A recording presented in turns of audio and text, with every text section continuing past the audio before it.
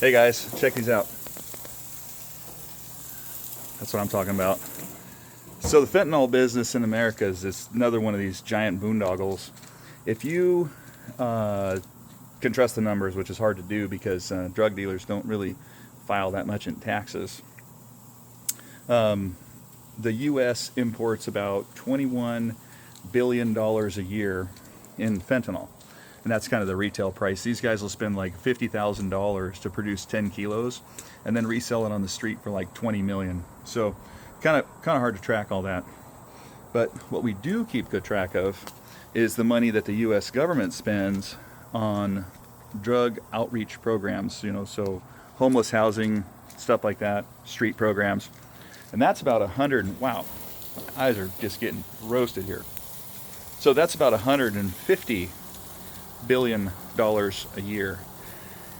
So again, just follow the money, guys. Like, what incentive is there to stop this? It is super profitable for the cartels.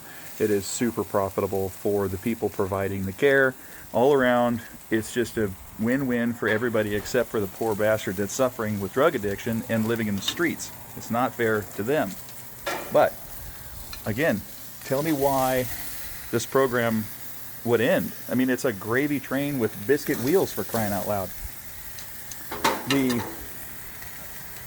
It's just a revolving door in big cities. They just run them in, run them back out.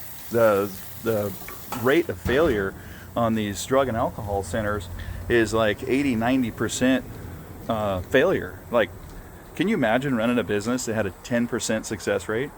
And the reason their failure is so high and their success rate is so low is because the people going into the system don't want to be there. They haven't hit rock bottom. They don't want to be there. They're picked up on the streets. They're talked into it. A lot of times they're coerced or bribed or sentenced by a judge to go in, right? They don't go in of their own free will to go get better. They're told to go get better. And then the folks that run the facilities, of course, they're all slicing a fat hog in the butt, getting a bunch of money for it.